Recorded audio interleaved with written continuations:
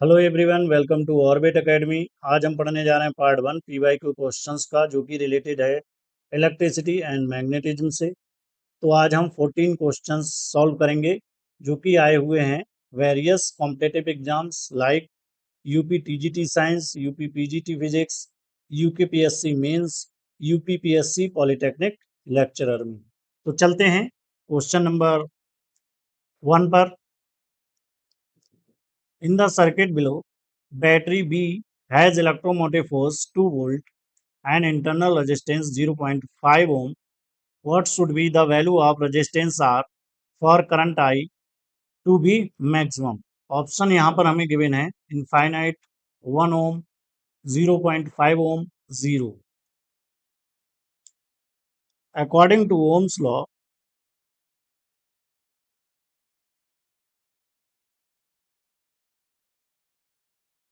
Current I equal to होता है V upon R equivalent. तो यहाँ पर जो आर इक्विवेलेंट है, रेजिस्टेंस, इक्विवेलेंट रेजिस्टेंस, ये है 1 into R, 1 plus R. For maximum current,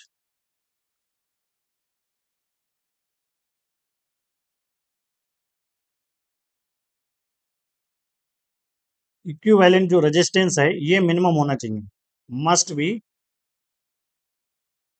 minimum.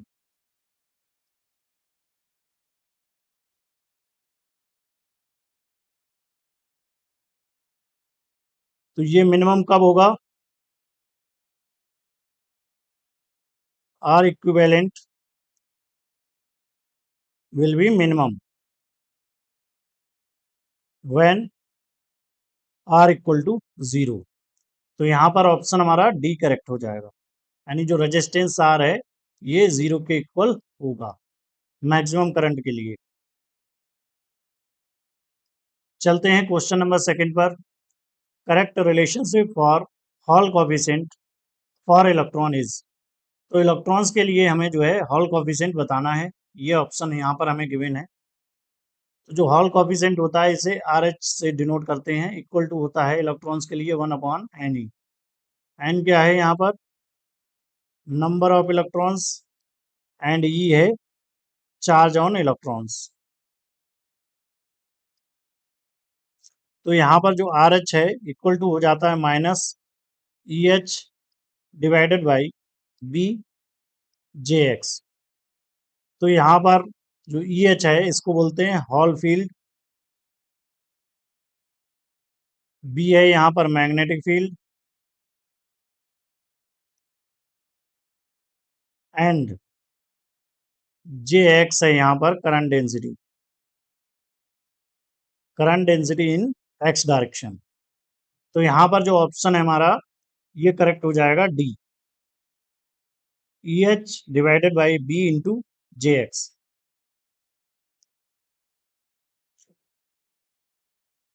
चलते हैं क्वेश्चन नंबर 3 पर। The internal resistance of an ideal constant voltage source is. Option given है यहाँ पर 0, infinite, equal to resistance of load, none of the above. तो यहाँ पर जो करेक्ट ऑप्शन हो जाएगा हमारा ए होगा 0, यानी कांस्टेंट वोल्टेज सोर्स के लिए जो इंटरनल रेजिस्टेंस होता है आइडियल कांस्टेंट वोल्टेज सोर्स के लिए ये 0 होता है। For ideal constant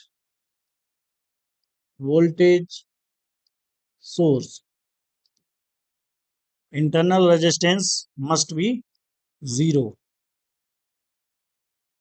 for ideal constant current source,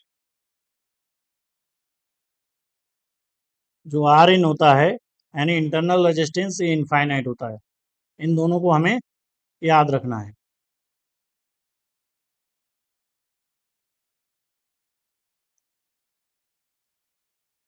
चलते हैं क्वेश्चन नंबर 4 पर। The mean free path of thermal neutrons in cadmium 113 is. तो यहाँ पर हमें मीन फ्री पाथ जो है फाइंड आउट करना है कैडमियम 113 के लिए। एन सिग्मा यहाँ पर हमें गिवन है। ऑप्शन गिवन है यहाँ पर 0.2678 mm, 0.1786 mm, 0.0892 mm, 0.01339 mm। तो 1 mm इक्वल टू होता है 10⁻³ मीटर के, यानी 1 मीटर इक्वल टू 10⁻³ mm। इसको हमें याद रखना है ना। जो मीन फ्री पाथ का फार्मूला होता है, mean free path lambda equal to होता है 1/n सिग्मा। तो ये हमें मिल जाएगा 1/1.12 इंटू 10⁻⁴, और ये मीटर इनवर्स, तो यहाँ से मिल जाएगा हमें 1/1.12 इंटू 10⁻⁴ मीटर। इसको सिंप्लीफाई करेंगे तो ये मिल जाएगा, यहाँ पर -4 आ जाएगा, ये 8.9285 इंटू 10⁻⁵ मीटर में मिल जाएगा ये। इसको और सिंप्लीफाई करेंगे, लैम्डा इक्वल टू मिल जाएगा 8.9285 इंटू 10⁻⁻² mm। तो ये हमें मिल जाएगा 0.0892 mm। तो यहाँ पर ऑप्शन हमारा जो करेक्ट हो जाएगा ये होगा सी करेक्ट।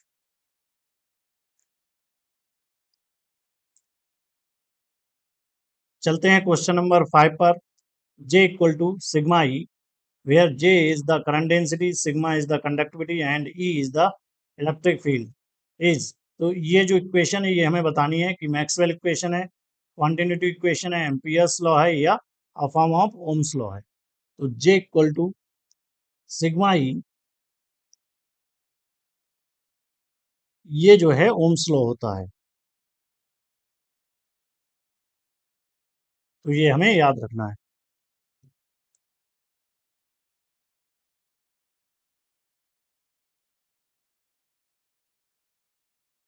चलते हैं क्वेश्चन नंबर 6 पर।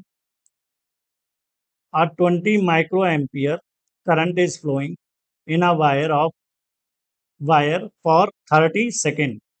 तो यहाँ पर जो 20 माइक्रो एम्पियर करंट है ये 30 सेकेंड के लिए वायर में फ्लो हो रही है। तो जो नंबर ऑफ इलेक्ट्रॉन्स हैं passing through the wire is, तो यहाँ पर हमें number of electrons find out करने हैं जो पास होंगे वायर के थ्रू। तो एन यहाँ पर हमें फाइंड आउट करना है। ऑप्शन यहाँ पर हमें गिवन है, number of electrons 375 into 10⁻13, 375 into 10⁻15, 375 into 10⁻16, 375 into 10⁻17। तो 1 माइक्रो एम्पियर इक्वल टू होता है 10⁻⁻6 एम्पियर। ये बात हमें ध्यान रखनी है। तो यहाँ पर जो गिवन है हमें I equal to 20 micro ampere, तो आई इक्वल टू हो जाएगा 20 इंटू 10⁻⁻6 एम्पियर। टी हमें गिवन है यहाँ पर 30 सेकेंड, आई इक्वल टू होता है क्यू अपॉन टी। क्यू क्या है, ये चार्ज है, तो यहाँ पर क्यू इक्वल टू मिल जाएगा आई इंटू टी। तो ये हमें मिल जाएगा 20 इंटू 10⁻⁻6 इंटू 30। तो ये यहाँ पर आ जाएगा 600 into 10⁻⁻6 coulomb. If n be the number of electrons, then Q equal to होता है Ne। E क्या है यहाँ पर 1.6 into 10⁻⁻19 coulomb charge on electron.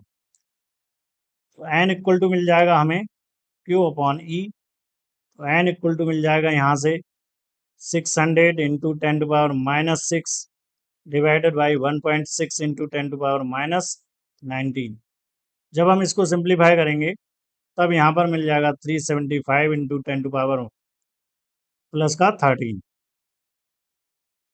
इतने नंबर ऑफ इलेक्ट्रॉन्स जो है वायर के थ्रू पास होंगे। तो यहाँ पर ऑप्शन हमारा करेक्ट हो जाएगा ए। चलते हैं क्वेश्चन नंबर 7 पर।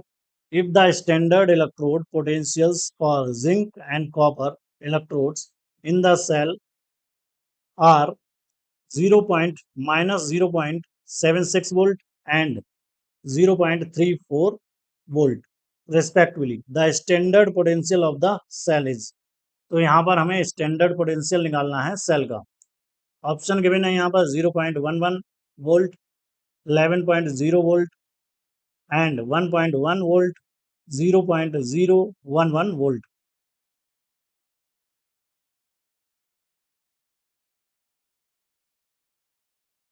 तो यहाँ पर जो स्टैंडर्ड पोटेंशियल होता है ये जो है सम होता है standard oxidation potential and standard reduction potential का, ये हमें याद रखना है।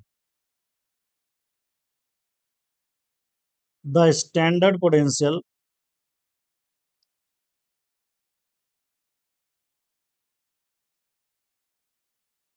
of the cell is calculated by adding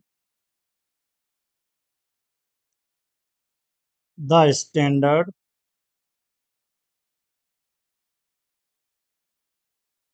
oxidation potential and standard reduction potential। तो यहाँ पर जो ई सेल है इक्वल टू हो जाता है ई ऑक्सीडेशन प्लस ई रिडक्शन। तो यहाँ पर हमें मिल जाएगा 0.76 वोल्ट प्लस 0.34 वोल्ट। जब हम इसको ऐड करेंगे तो अब यहाँ पर मिल जाएगा 1.10 वोल्ट। तो ऑप्शन हमारा यहाँ पर सी करेक्ट हो जाएगा।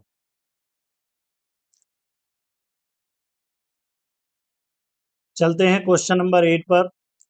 अ current is flowing through a metallic wire, if the wire is heated which quantities change. तो जो करंट है ये वायर के थ्रू फ्लो हो रहा है, अगर हम वायर को हीट कर देते हैं तो कौन सी क्वांटिटीज हैं जो चेंज हो जाएंगी। ऑप्शन गिवन है यहाँ पर drift, speed only, resistance only and resistivity only, all of the above.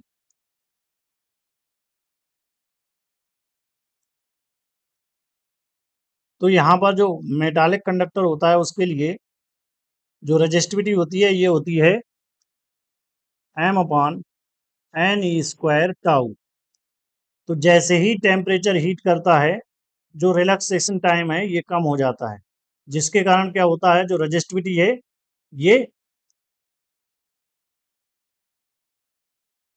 Increase कर जाती है। तो रेजिस्टिविटी इंक्रीज कर जाएगी जिससे रेजिस्टेंस इंक्रीज कर जाएगा, और जैसे ही हम हीट करेंगे तो यहाँ पर क्या होगा जो ड्रिफ्ट वेलोसिटी है यानी जो इलेक्ट्रॉन्स की स्पीड है ये भी जो है इंक्रीज कर जाती है। तो यहाँ पर जो ऑप्शन हो जाएगा हमारा डी करेक्ट हो जाएगा।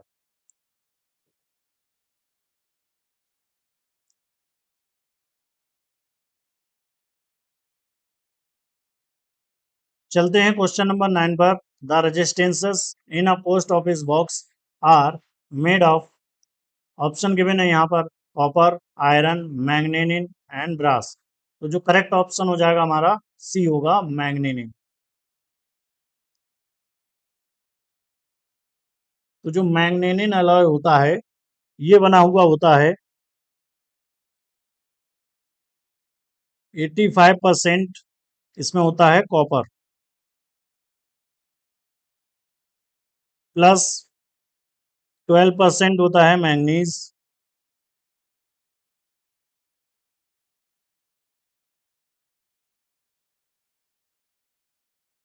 एंड 2% होता है निकेल।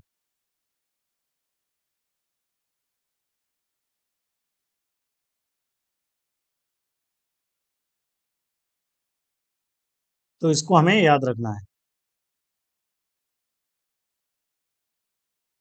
चलते हैं क्वेश्चन नंबर 10 पर।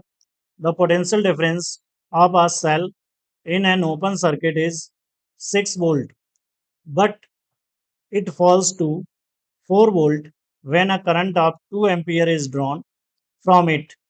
The internal resistance of the cell is, तो यहाँ पर इंटरनल रेजिस्टेंस फाइंड आउट करना है। ऑप्शन गिवन है यहाँ पर 0.5 ओम, 2 ओम, 1.5 ओम एंड 1 ओम। तो यहाँ पर हमें गिवन है E equal to 6 volt, V equal to 4 volt, I equal to 2 ampere, R यहाँ पर हमें फाइंड आउट करना है। तो हमारे पास जो सर्किट होता है इस तरीके से होता है। तो यहाँ पर ये E हो गया, ये इंटरनल रेजिस्टेंस हो गया और ये टर्मिनल होगा इसके A एंड B। तो यहाँ पर जो V इक्वल टू होता है E माइनस आई आर। तो ये है 4, ये हो गया 6 और ये हो गया 2 इंटू आर। तो यहाँ पर 2R इक्वल टू हो जाएगा 6 माइनस 4 इक्वल टू 2। तो R इक्वल टू आ जाएगा 2 डिवाइड बाई 2, ये मिल जाएगा 1 ओम। तो यहाँ पर R इक्वल टू यानी जो इंटरनल रेजिस्टेंस है ये हो जाएगा 1 ओम। तो ऑप्शन यहाँ पर डी करेक्ट हो जाएगा।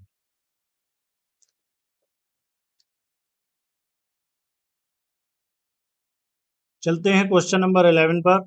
Are 220 volt and 100 watt bulb is connected to a 110 volt source.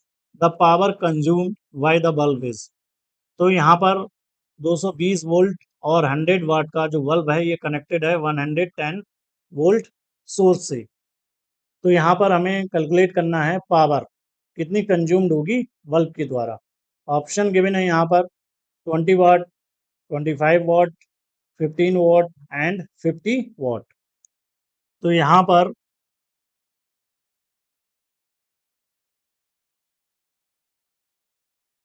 V rated हमें गिवन है 220 वोल्ट एंड P रेटेड हमें गिवन है 100 वाट।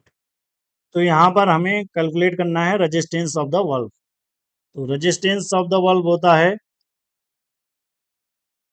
V square upon PR। तो ये हमें मिल जाएगा 220 का स्क्वायर डिवाइडेड बाई 100। तो यहाँ पर जब हम इसको सिंप्लीफाई करेंगे तब यहाँ पर हमें मिल जाएगा 484 ओम। ये रेजिस्टेंस मिल गया बल्ब का। अब हम इसको कनेक्ट करेंगे 110 वोल्ट सप्लाई से। तो यहाँ पर हमें गिवन है V equal to 110 volt. Power यहाँ पर हमें कैलकुलेट करना है कितनी कंज्यूम्ड होगी। तो P इक्वल टू हो जाएगा V स्क्वायर अपॉन R। तो ये हमें मिल जाएगा 110 का स्क्वायर डिवाइडेड बाई 484। तो इसको हम लिख सकते हैं 110 इंटू 110 डिवाइडेड बाई 484। जब हम इसको डिवाइड करेंगे तब यहाँ पर हमें मिल जाएगा 5 और 5 और यहाँ पर जो पावर मिल जाएगी ये मिलेगी 25 वाट। तो ऑप्शन हमारा जो करेक्ट हो जाएगा ये हो जाएगा B.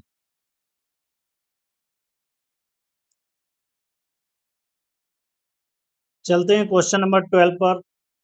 N electron gun emits 3 into 10 to power 16 electrons per second.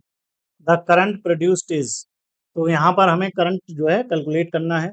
Option given है 3 into 10 to power 3 ampere, 3 into 10 to power minus 3 ampere, 4.8 into 10 to power 3 ampere and 4.8 into 10 to power minus 3 ampere. तो यहाँ पर जो number of electrons हमें given है ये है 3 into 10 to power 16 electrons per second, ये हमें गिवन है यहाँ पर। जो चार्ज होगा यहाँ पर ये हो जाएगा एन ई। एन क्या है? Number of electrons. एंड ई क्या है? Charge on electron. तो यहां से हमें मिल जाएगा पर सेकेंड है ये, तो यहाँ पर टी से डिवाइड कर लेते हैं इसको, ये मिल जाएगा एन ई। तो ये होता है हमारा करंट। तो यहाँ से हमें मिल जाएगा 3 × 10⁻16 इंटू 1.6 इंटू 10⁻−19। तो मिल जाएगा 4.8 इंटू 10⁻−3 एम्पियर। तो यहाँ पर ऑप्शन हमारा जो है सी करेक्ट हो जाएगा। सी नहीं होगा, डी करेक्ट हो जाएगा यहाँ पर। डी ऑप्शन हमारा यहाँ पर करेक्ट होगा। यहाँ पर एन क्या है? Number of electrons per second है, इसीलिए यहाँ पर जो क्यू है हमारा ये होता है n e, number of electrons. But यहाँ पर number of electrons per second है, इसीलिए ये हो जाएगा current.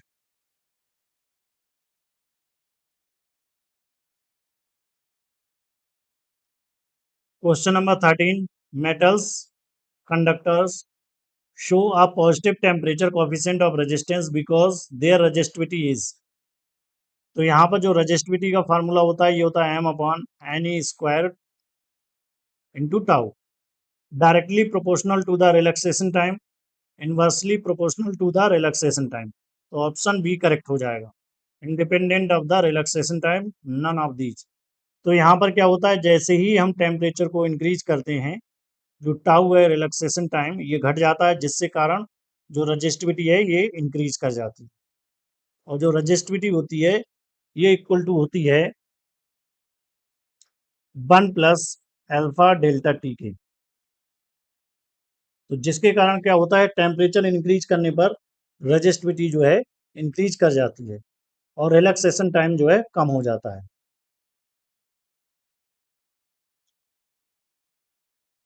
Question number 14, the dimensions of the quantity root में μ0/ε0 are equivalent to those of momentum, current, force and resistance. तो ये जो होता है ये कहलाता है करेक्टरिस्टिक रेजिस्टेंस। ये होता है हमारा μ0/ε0 का रूट। तो इसको हमें याद रखना है।